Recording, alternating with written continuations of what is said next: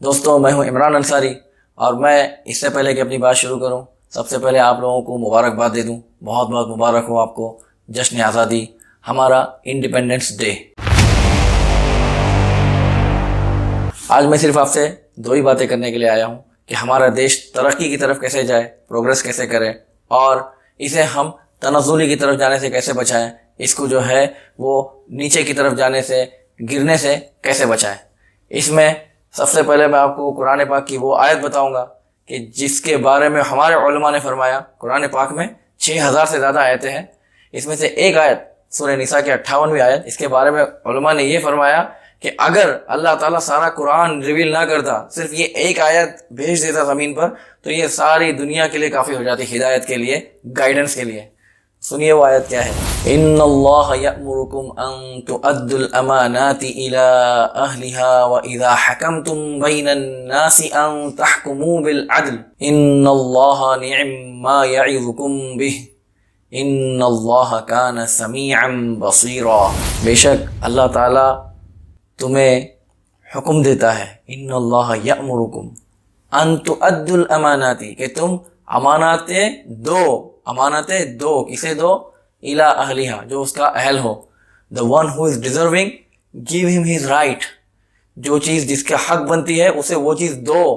وَإِذَا حَكَمْتُمْ بَيْنَ النَّاسِ، اور جب تم لوگوں میں فیصلے کرو، ان تحکموا بالعدل، تو اس میں جو ہے تم عدل کے ساتھ، جسٹس کے ساتھ میں فیصلہ کرو۔ ان اللہ نعم ما یعظکم بہ، یہ اللہ تمہیں کتنی بہترین نصیحت کر رہا ہے۔ ان اللہ کان سمیعا بصیرا، اور اللہ سب کچھ سننے والا، سب کچھ دیکھنے والا ہے۔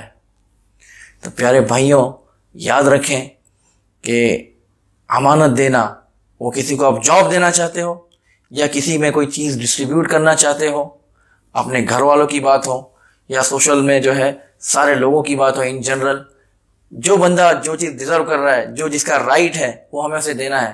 وہاں پر ہم یہ نہیں دیکھیں گے کہ یہ کون سے مذہب کو فالو کرتا ہے یا کیا اس کا پرسنل بیک گراؤنڈ ہے۔ انصاف کے ساتھ کام لیں گے۔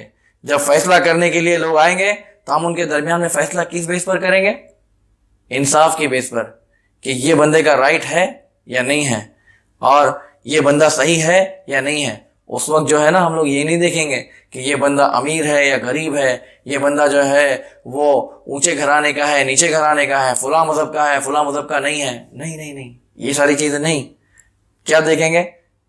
از ہی ڈیزرونگ، از ہی رائٹ، از ہی کریکٹ اور ناٹ۔ کتنی پیاری بات ہے۔ تو بات بہت چھوٹی ہے، لیکن اگر اس پر عمل کیا جائے تو بہت ساری بد امنیاں یہ اپنے آپ ختم ہو جائے گی، دم توڑ دیں گی۔ کیونکہ ہمارے دیش میں ہی نہیں، ساری دنیا میں جو ہے آج کل پارشلٹی بہت چل رہی ہے۔ ریسزم جو ہے وہ بہت زیادہ ترقی کر رہا ہے، اور ریسزم کی وجہ سے جو ہے وہ جو ڈیزرونگ لوگ ہیں وہ لوگ بیچارے پیچھے رہ جاتے ہیں۔ Unity will only be possible when we will make a proper standard and that is social aspect۔